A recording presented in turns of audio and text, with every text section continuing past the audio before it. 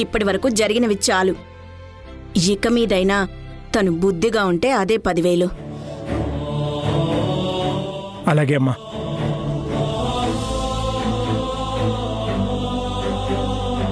పద.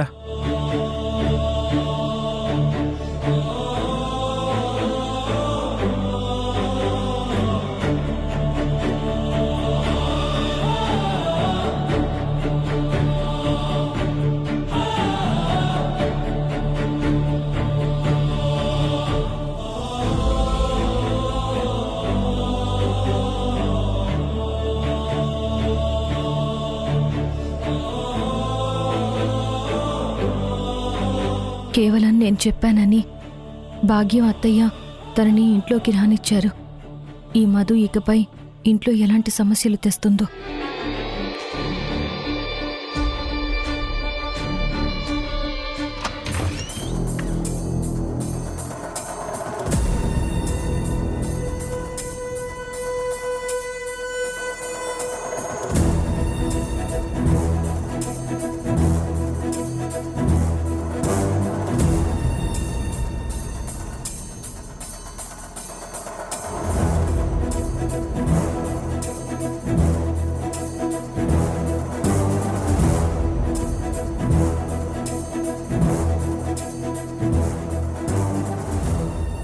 మరి నన్నంత అసహ్యంగా చూడకు తేజ. నీ పరిస్థితుల్లో నేనుంటే హాస్పిటల్కి కూడా తీసుకెళ్లేదాన్ని కాదు. నువ్వు నాకిచ్చిన ఈ 2 అవకాశాన్ని ఇక మీద చేయి చాచుకోను. జీవితాంతం నీ చేయి వదలను. ఈ ఒక్కసారికి నన్ను నమ్ము.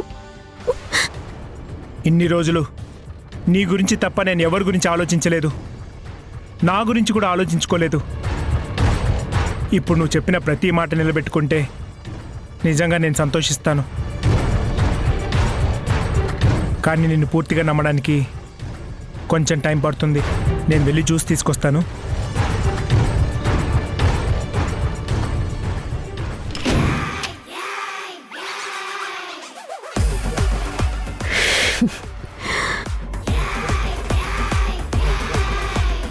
ఇంత హై డ్రామా ఈ మధ్య ఏ సీరియల్లో కూడా జరుగుండదు. మొత్తానికి ఇలా అయితే తిష్ట వేయగలిగాను. సింధు, ఇప్పుడు నీ ప్రాణం, నీ భర్త ప్రాణం, నీ అత్తయ్య గారి ప్రాణం అన్నీ నా చేతుల్లో ఉన్నాయి. నేను ఇప్పుడు ఎలా ఆడిస్తే నువ్వు అలా ఆడాలి. ఎన్నాళ్ళు నువ్వు నన్ను ఆడించావు, ఇప్పుడు నా వంతు.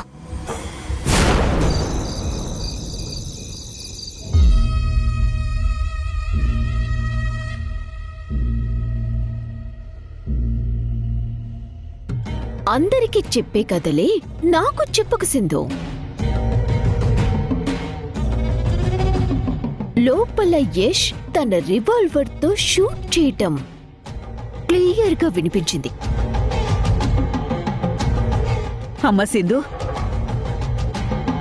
నువ్వు ఆ మధు ఇంట్లో ఉండాలని పట్టుపట్టి మాట్లాడడంతో నేను నీ వైపు నిలబడి తన్ని ఇంట్లో ఉండమన్నాను. కానీ తను ఇంట్లో ఉండడం అంటే తల కింద నాగుపామును పెట్టుకుని పడుకున్నట్టే తల్లి. తెలుసు భాగ్యం. మరి తెలిసెందుకమ్మా అది ఇంట్లో ఉండాలని ఒంటి కాలు మీద నిలబడ్డా? అది పాపిష్టిదమ్మా. దాని నీడ కూడా ఇంటికి మంచిది కాదు. ఇప్పటికే చంద్రని పోగొట్టుకున్నాము.